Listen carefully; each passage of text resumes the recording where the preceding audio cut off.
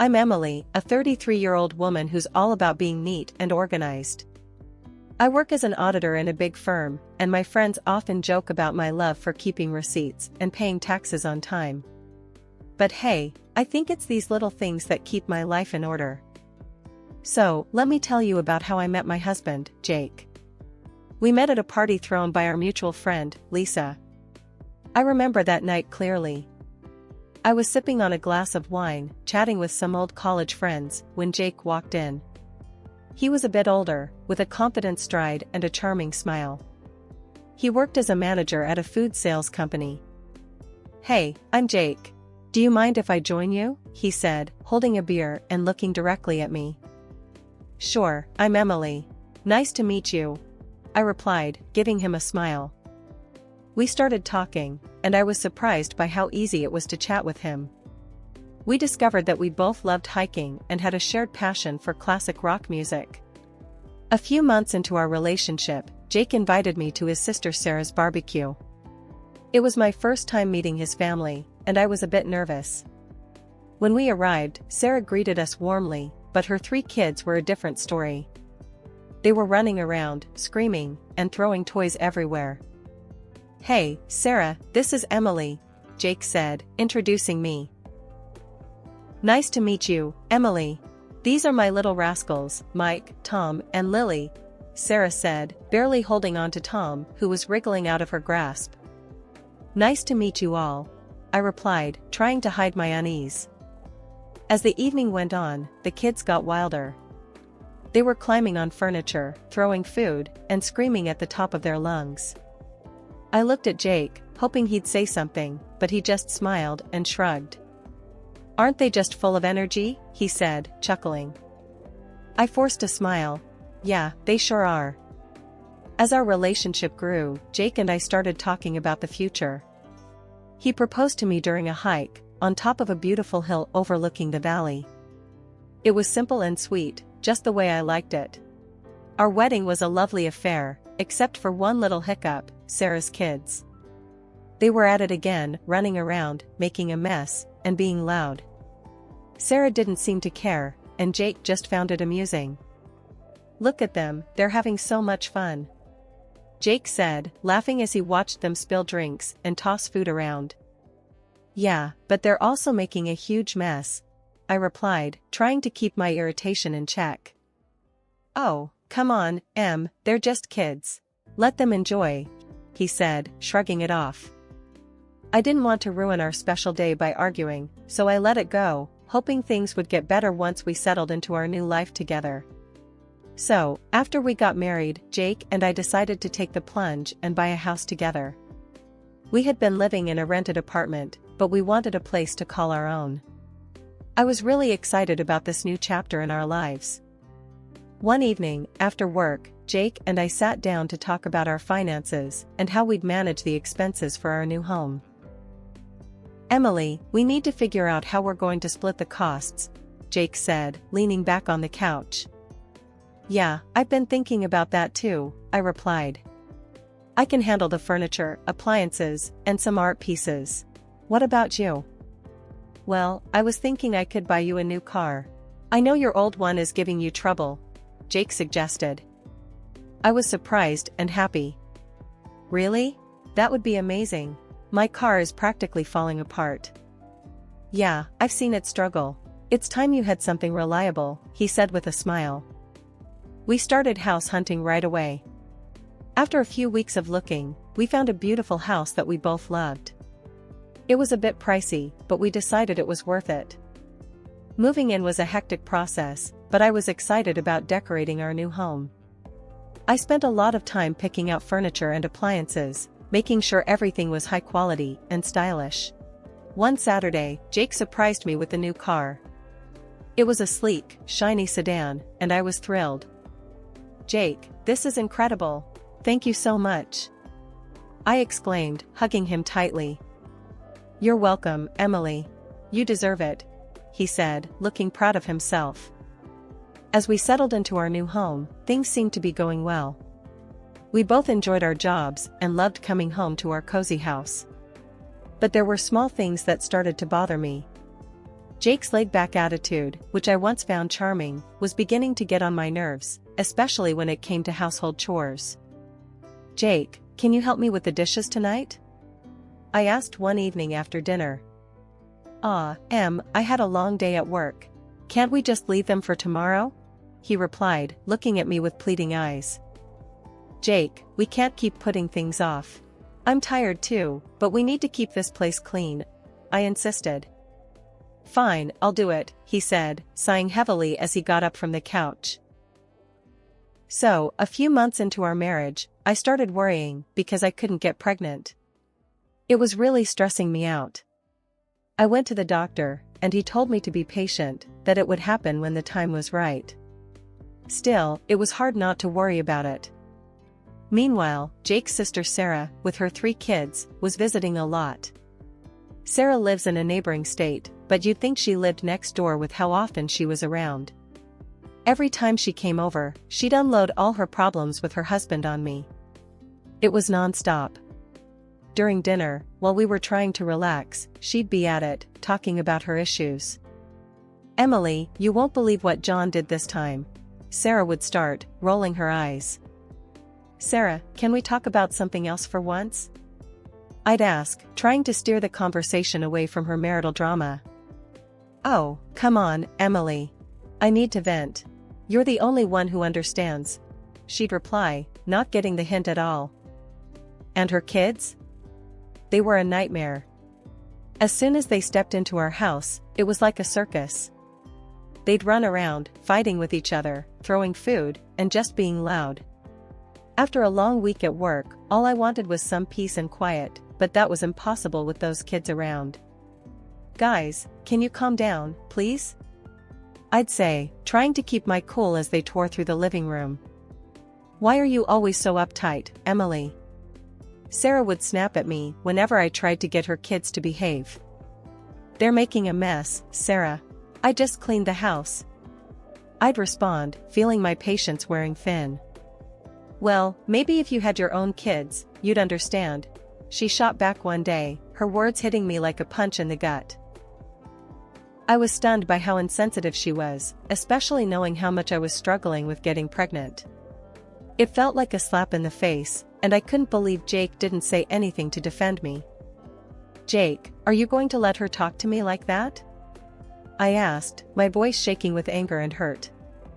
"Emily, calm down. You're making a big deal out of nothing," he said, siding with her again. "A big deal out of nothing?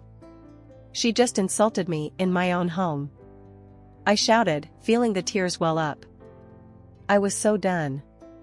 I couldn't keep living like this, constantly disrespected in my own home, with my husband always taking his sister's side. It was clear to me that something had to change, and soon. One Saturday, Sarah shows up with her 3 kids. She dumps them on me and says, "Emily, I need a break from parenting. I'm going shopping." I couldn't help but chuckle when she said parenting. The woman barely knows what that means. I mean, come on, every time she's here, it's like a zoo. "Fine, Sarah. But you better be quick," I said, already feeling the stress coming on. "Thanks, Emily. You're a lifesaver," she chirped, grabbing her purse and bolting out the door before I could say anything else. Great, I thought, just what I needed. I was in the kitchen, trying to cook dinner. It's a long process, and I like things done right. But with those kids running wild, it was impossible to focus. They were yelling, running around, and making a mess. "Guys, can you keep it down?" I shouted from the kitchen, hoping they'd listen for once. Of course, they didn't. Suddenly, I heard a loud crash. My heart sank. I ran into the living room and there it was, my grandfather's antique Chinese vase, shattered on the floor. My chest tightened with anger and frustration. What the hell happened here? I screamed, looking at the kids, who were now standing still, looking guilty. "We were just playing," one of them mumbled, not meeting my eyes. "This vase is priceless. It's from my grandfather. Do you have any idea what you've done?" I was livid, shaking with anger. Just then, Jake walked in, looking all calm and clueless. What's going on, Emily? Your nephews just broke my grandfather's vase. Look at this mess. I pointed at the shattered pieces on the floor. Calm down, Emily. It's just a vase. We can get it fixed, he said, shrugging like it was no big deal. Just a vase? This isn't about the vase, Jake. It's about respect. I'm tired of this. Every time Sarah comes over, our house turns into a disaster zone, and you don't care. I shouted, my voice cracking with frustration. Just then, Sarah walked in, bags in hand, looking annoyed. What's all this yelling about? Your kids broke my grandfather's vase, Sarah. Look at this mess. I pointed at the floor, trying to hold back my tears. Well, maybe you should have kept a better eye on them, Emily, she said, not even bothering to apologize. Are you kidding me? They're your kids, Sarah. I shouldn't have to watch them. I was furious, my hands shaking with anger. Jake just shook his head, looking annoyed. You're overreacting, Emily. Just drop it. Overreacting? I've had enough of this. I'm tired of being treated like I don't matter in my own home. I screamed, the tears finally spilling over. Jake just stood there, silent and cold, while Sarah smirked like she had won some sort of victory. I couldn't take it anymore. I stormed out of the room, feeling a mix of anger, hurt, and betrayal. We'd been dealing with Sarah and her kids' chaotic visits for months, but I had no idea what was coming next.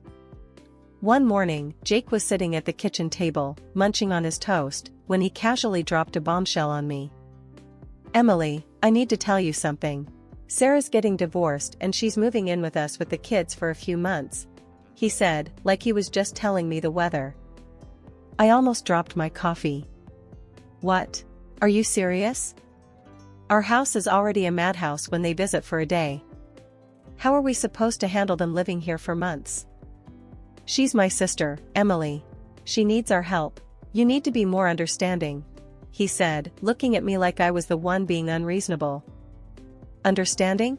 I've been more than understanding, Jake. But this is too much. Why can't we rent a place for her nearby?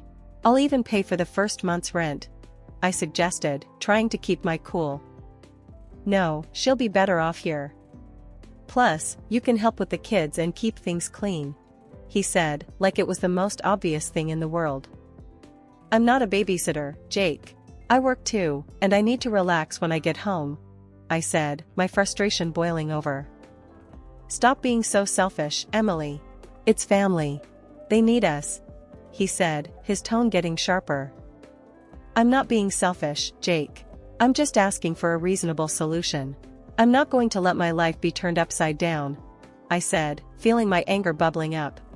Well, they're coming tomorrow evening, so you better get used to the idea, he said, standing up and heading out of the kitchen.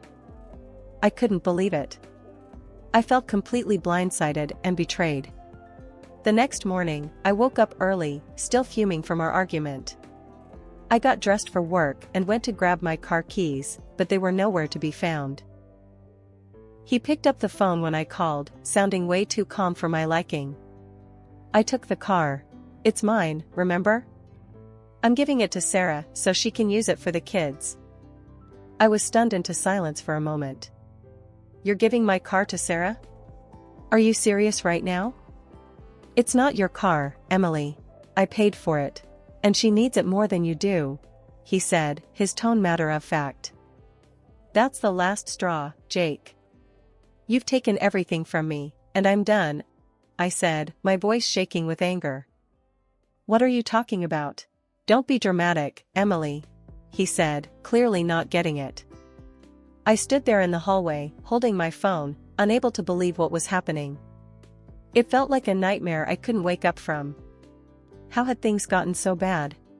I picked up the phone and called a moving company. Hi, I need a team to move some furniture and appliances today.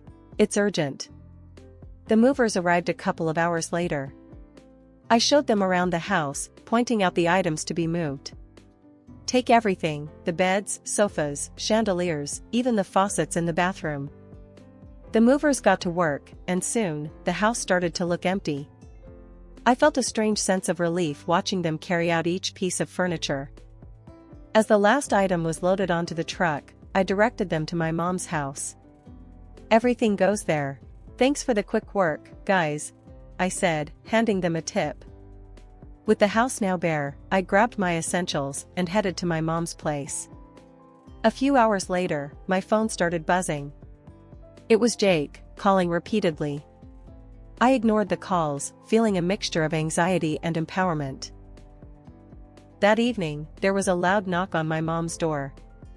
I opened it to find Jake standing there, looking furious. "What the hell, Emily? What did you do?" he shouted as he stormed into the living room. "I took my stuff, Jake. You took the car, so I took what I bought," I said, keeping my voice calm. "This is insane. You stripped the house bare. Where are Sarah and the kids supposed to sleep?" he yelled, his face red with anger. "That's your problem, Jake. You made this mess, now you deal with it," I replied, crossing my arms. "You're a thief, Emily. You stole everything," he shouted, waving his arms around. "I didn't steal anything.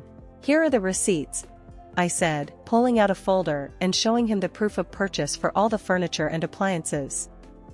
He looked through the receipts, his anger shifting to frustration. "Fine, Emily. If this is how you want to play it, I'll file for divorce." I took a deep breath and handed him a stack of papers. "Already done. Here are the divorce papers. Sign them and we're done." He stared at the papers, his face pale. "You're really serious about this, aren't you?" "Dead serious, Jake. I deserve better than this," I said, feeling a strange sense of calm wash over me. He took a pen from his pocket, signed the papers without another word, and handed them back to me. "Fine, Emily. Have it your way." I watched as he turned and walked out of my mom's house, the door slamming behind him. I stood there for a moment, feeling a mixture of relief and sadness. It was over, and I knew it was the right decision. That night, I sat down with my mom and talked about everything that had happened. She was supportive and agreed that I had made the right choice. "Emily, you've been through a lot. It's time you focused on yourself and your happiness," she said, giving me a comforting hug. "Thanks, Mom. I just need some time to figure things out," I replied, feeling a weight lifted off my shoulders. Over the next few days, I started to settle into a new routine. I began organizing my new space at my mom's house and planning my next steps. It was a fresh start, and for the first time in a long time, I felt hopeful about the future.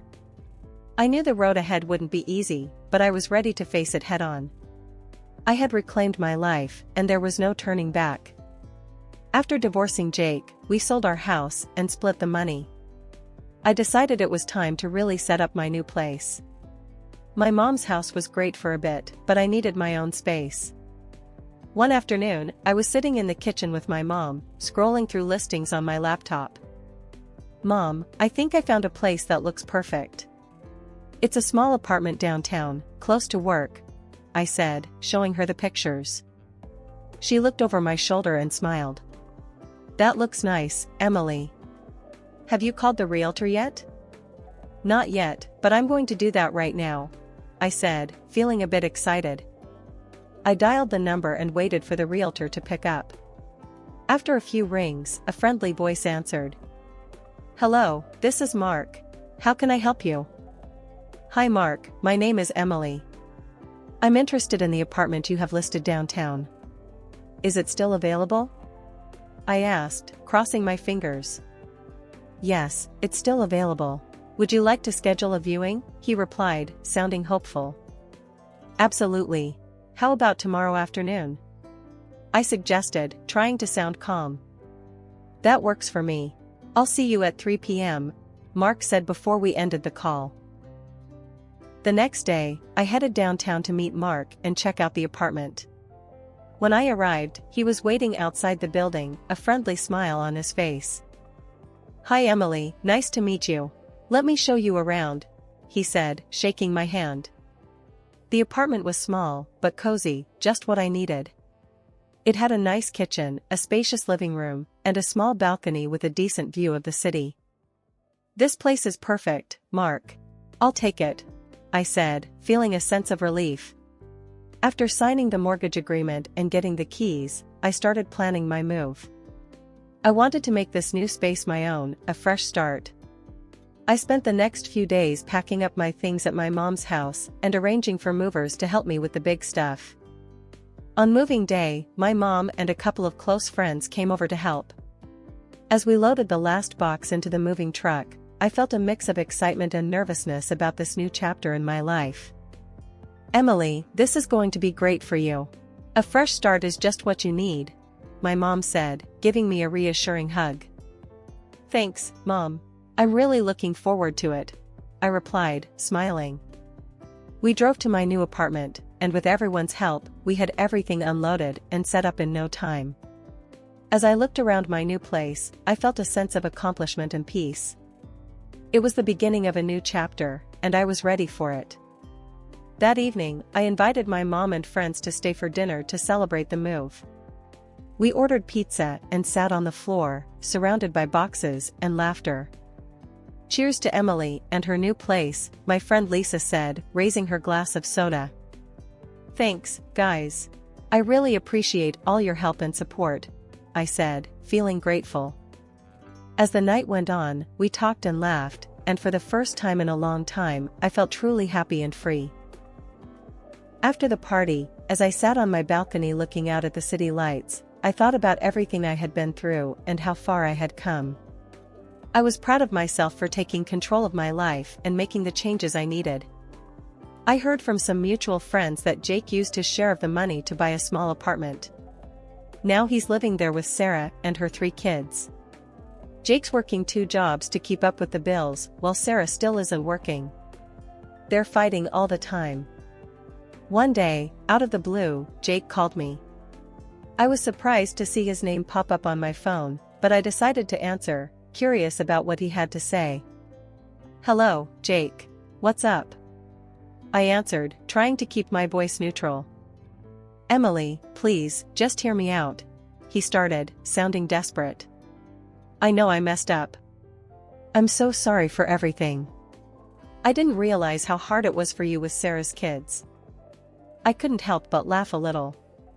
Really, Jake? You're realizing this now? After all this time? Yeah, I know it's late, but I'm serious. I've been thinking a lot, and I miss you. I miss us. Can we start over? I'm ready to move into your apartment and make things right, he said, his voice almost pleading. I chuckled, shaking my head in disbelief. Jake, you've got to be kidding me. You think you can just waltz back into my life like nothing happened? Emily, I'm serious. I'll do whatever it takes. I'll even take on more work to make it up to you, he said, sounding more desperate. Jake, I've moved on. I'm happy now. I'm not looking to go back to that mess, I replied firmly. Come on, Emily. We can make it work this time. I've changed, he insisted. I sighed, feeling a mix of pity and irritation. Jake, it's over. You need to focus on your life and your family. I'm not interested in going back to that chaos. Emily, please. I'm begging you, he said, his voice breaking. Jake, no. I found peace without you. I'm not giving that up, I said, standing my ground. Take care, Jake. I hope you find your way. I hung up the phone, feeling a strange mix of relief and closure. It was clear that Jake was struggling, but I couldn't let his problems drag me back into a situation I had worked so hard to escape. Later that day, I met up with Lisa for coffee and told her about the call. You won't believe who called me today, I said, rolling my eyes. Who? Lisa asked, raising an eyebrow. Jake. He actually begged me to take him back and let him move into my apartment, I said, shaking my head. Lisa laughed, almost spitting out her coffee. Are you serious? What did you say? I told him no, of course. I'm not going back to that mess, I replied, smiling. We spent the rest of the afternoon chatting and laughing, and I realized how far I had come.